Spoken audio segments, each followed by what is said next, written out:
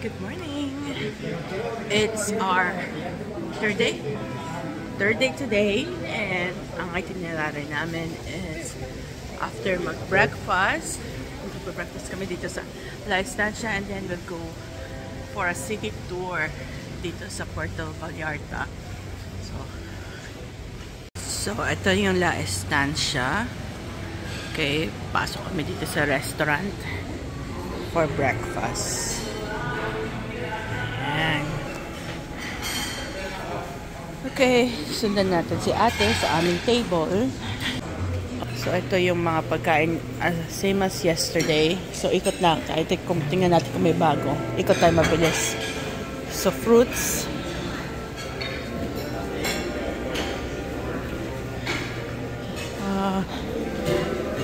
Iba na ngayon, pozole. Kung ano man tong pozole. Tignan mo nga kung ano yung pozole. Ano yan? Chicken and... nut type. Oatmeal, tinapay, tsokolate. Ayun yung egg station, mga tinapay. Same old. So ayan, same old. Ganun ulit, bananas, patata, sausage, bacon, tinapay. Same old. Wala naman na bago. Nawala lang yung menudo. Ayan. Station, health station. Ano ulit to? Egg station. Ito ay mga quesadilla station. Pagkuha tayo quesadilla mamaya. Ayan, so pare-pareho lang. Same old. Okay. Hi. So here's our pickup. Thank you. Pick up for our city tour.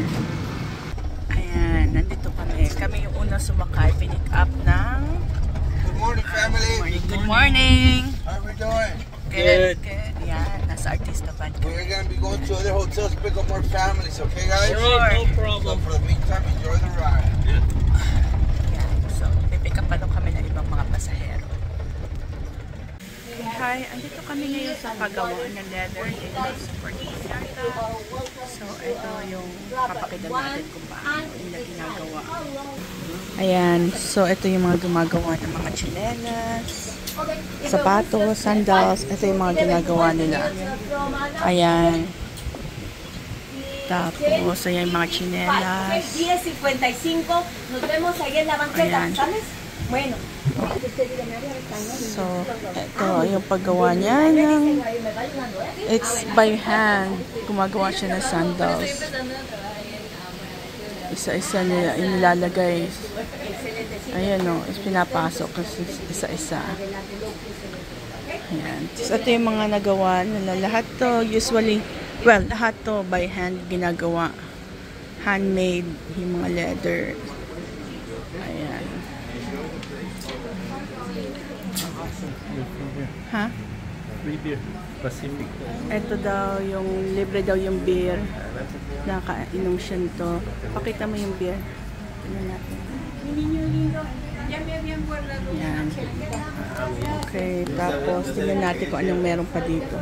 Yung mga belts, mga sandals. Tingnan tayo dito. And mga belts, mga sandals. Okay, next door naman, andito yung mga tiles and ceramics. Mga ano dito? Handmade, hand-printed. Ayan. Magaganda yung mga designs nila. Set prices na raw. Ang ganda sana magdala, kaya lang ang problema, baka mabasag sa bagahe. Pero dahil nasa tourist spot to, dito dinadala yung mga turista, medyo mahal tong mga to. Ayan, magaganda yung mga gawa nila, yung mga artworks nila. Mga tiles. 15 pesos ang isa. Ayan o. 15 pesos ang isa.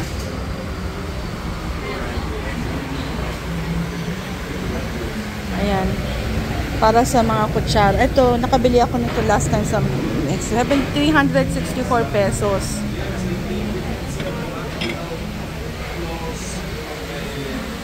Salt and pepper. Ayan o, ginagawa niya o. Pinipaint niya isa-isa. Yung lalaki. Ayan o. He's painting one by one. Hola. Ayan. Alright, nandito na kami ngayon sa tapat ng Our Lady of Guadalupe. According to sa guide, ito daw simbahan na to is 102 years old na. Kaya bibisitahin natin, tignan natin kung ano ang meron dito sa Our Lady of Guadalupe at gaano kaganda ang Our Lady of Guadalupe. Ayan ang Our Lady of Guadalupe. Ayan. Ayan nyo. So, pasok tayo sa loob. Bigay respect sa Our Lady of Guadalupe.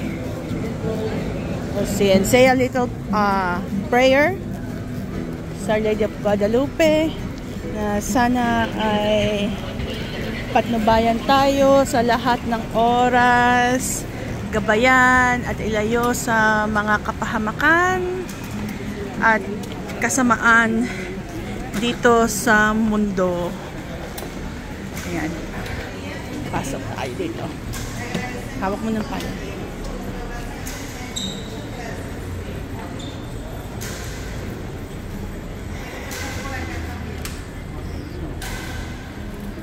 Bienvenidos, buenos días. So, ito yung altar. Puntahan natin dito sa gilid.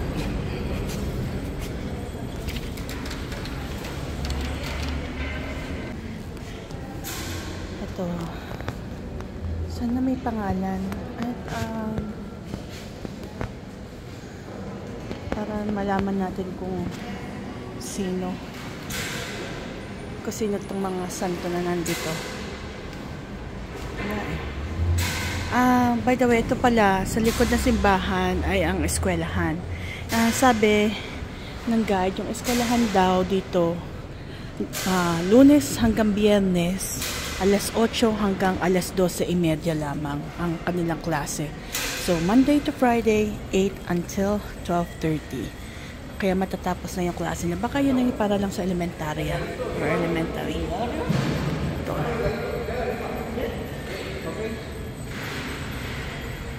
So, pasok tayo. So, dadaan tayo sa gitna. Kaya, pag-genuflect tayo pagdaan natin sa gitna. Sandali lang. So, ito yung kabuuan ng simbahan. Ang simbahan ng Our Lady of Guadalupe, hindi naman pala kalakihan.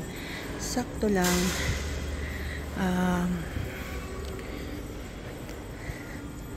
Pero, laging dinadayo. So, huwag mong palalampasin itong pagpunta sa Our Lady of Guadalupe pag ikaw ay nandito sa Puerto Vallarta. Ayan. May sinabi siya na kung anong kung sino to. Pero hindi ko naintindihan kasi masyadong Espanyol. Ito pa nakasulat pala, Virgen del Rosario de Talpa. So ito ay Our Lady of Virgin del Rosario de Talpa. Ayan. Yung Our Lady of Guadalupe, yung nando sa taas. Yung nasa painting.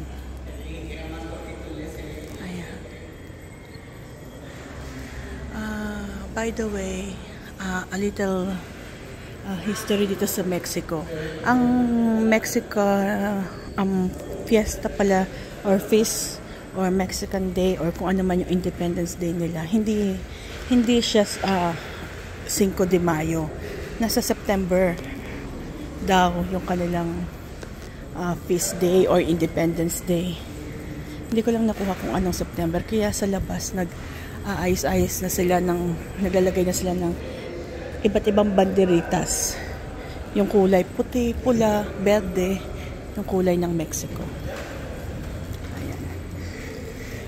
Ang ganda dito sa loob, maliwalas.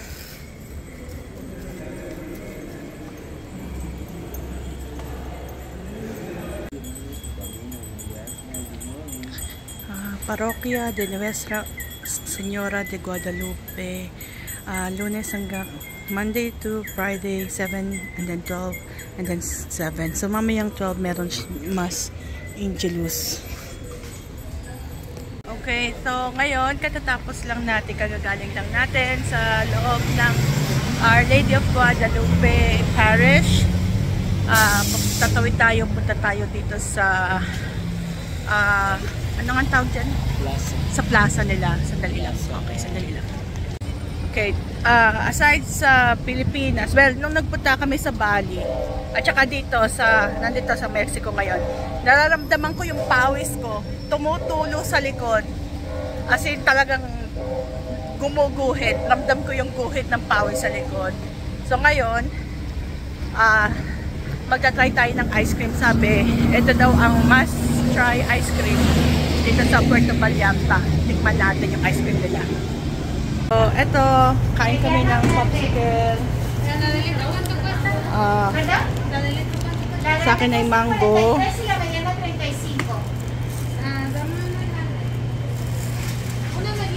Sa akin ay mango. Ayan. Kain tayo ito. Marami silang flavor. Pero masarap din yung kanilang strawberry. No? Refreshing. Like homemade. Masarap yung mango nila. Homemade nga. Kaso matigas masyado. Hindi ko makagat. So, yan yung mga ice creams nila. Aquas Frescas. Meron din silang tamarind. Masarap yung kanilang popsicle. Lasang-lasa mo yung fruits. Hindi katulad sa yung popsicle dyan sa atin, sa Canada. Ano lang, juice lang. Tapos pagka nasip-sip mo na, naubos mo na yung katas, yellow na. Ito talaga mararamdaman mo yung pulp ng prutas. Matigas nga lang.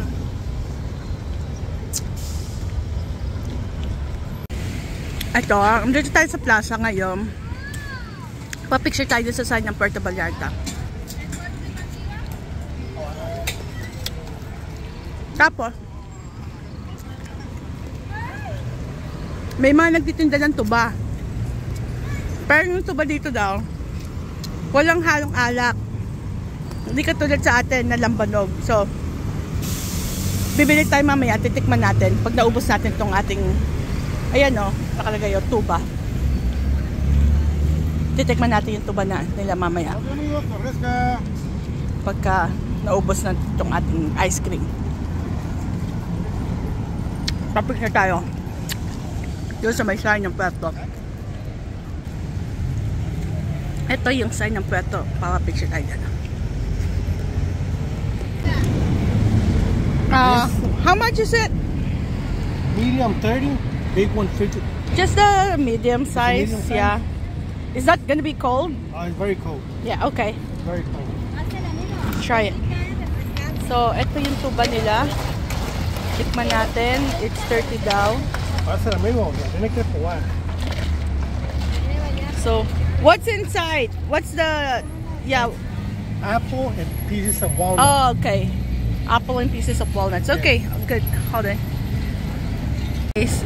Ayan. So, nagbili kami ng tuba.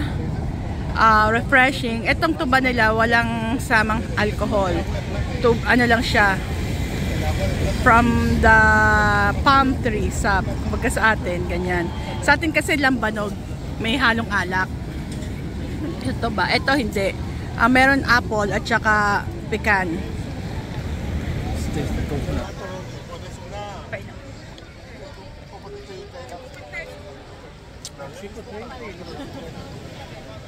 May asim ng konti kasi lasa mo yung sa coconut din. Actually, first time ko tuminom ng tuba. Refreshing nga naman.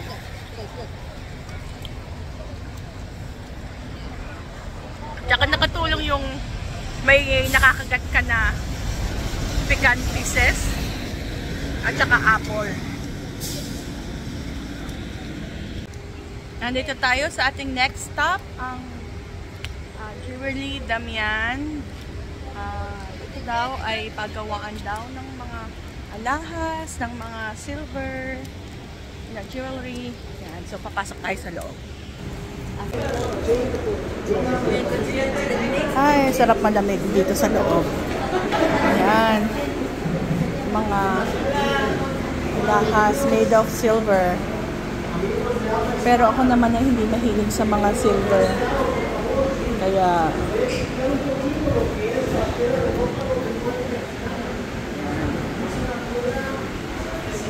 magpapahangin na lang tayo dito kasi ang init sa labas. Grabe.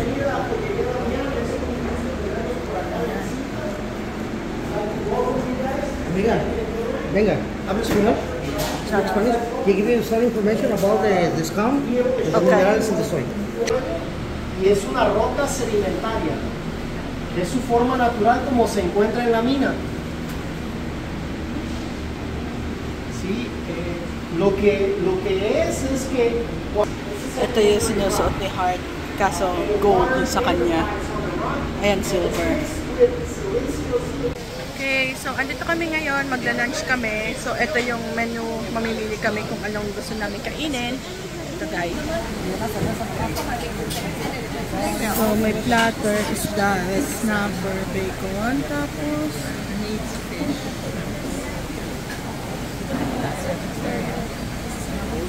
Tipon. Ito mga Esto es el festival de camarones. Ahorita cuando se bajen todos les voy a explicar lo que tienen. Además de un segundo. Okay, so ang pagkain dito, may kasamang libreng tortillas, tsaka mga salsa. Ito hot, manghang eh. Ito ensalada, no? Salsa. Kasi ito guacamole. Ito naman ang aking jumbo margarita. Nantay namin yung order namin. Dumating. Tapos, ito yung view river. Ang sarap magdaw-daw dito, oh. Kasi mainit.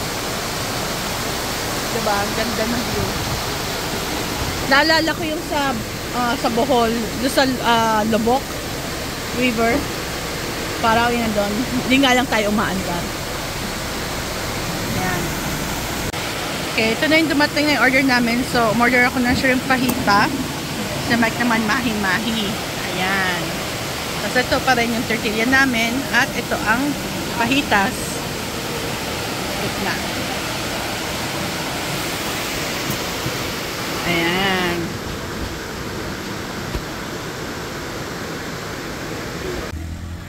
Andito tayo, naglalakad sa marina. Dito sa Puerto Vallarta. Makikita nyo, nasa likod ko na yung marina. Ayan.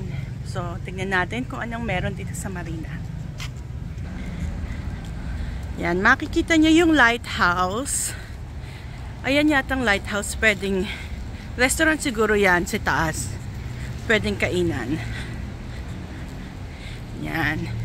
Dito sa marina, maraming mga restaurants and mga stores na pwedeng puntahan. Actually, this marina is about 2 blocks away from the hotel. So, mga 5 minutes walk. Ito yung mga tindahan. Usually daw nag-open itong mga restaurants dito na mga 6 p.m. Magpa 5:30 na ng gabi. So magbubukas na siya. Ano kaya tong puno na to? May bunga siya na ano eh. Parang ganyan dati yung puno na nakikita ko sa Bataan dati. Ayan. Ang napansin ko dito sa Mexico, kabilaan yung kanilang pharmacy. Big business yata ang pharmacy dito. Dito lang sa along the marina, ilang pharmacy stores na yung nakita ko. So, tignan natin. Eto. Yan, dito nakadak ang mga boats. Yan, kanilang mga yate. So, siguro magpaikot tayo. Ayan, Marina Vallarta. Club Marina. Amoy na amoy. Langhap na langhap yung dagat. Ayun, party sila doon. Tama nga, restaurant nga, El Faro, Puerto Vallarta. Yung lighthouse nga, restaurant sa taas. Restaurant and bar. Tapos sa likod itong mga tindahan, ayan o, mga kondo.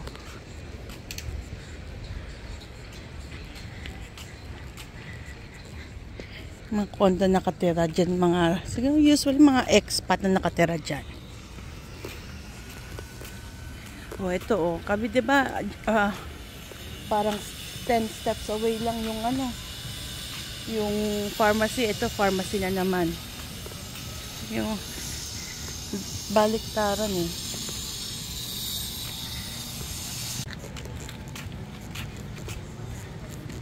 Maaga pa kasi kaya wala pa masyadong ganap dito sa marina. Ditong may mga warning, may mga crocodile dito. Ayan o, may sign. May warning ng crocodile. It's fresh water. Ha? Fresh water. Fresh water. Baka yung kaninang tumalon, kaninang narinig natin, baka yun? Crocodile. So, anong gagawin mo pagka may nakita kang crocodile? Di ka tatakbo? Hindi. Bakit? Yung hinabol ka. O kaya nga, di tumakbo ka. Hindi naman natakbo ang crocodile eh. Mabilis kaya tumakbo nun. Hindi mo tumatakbong crocodile. Gumagapang ang crocodile. So hanggang dito na lang muna ang ating city tour. Babalik na kami sa hotel. Mag-get ready. Mag-swimming. And we'll go for dinner. So tomorrow again for another day here. And another tour dito sa Puerto Vallarta. Bye!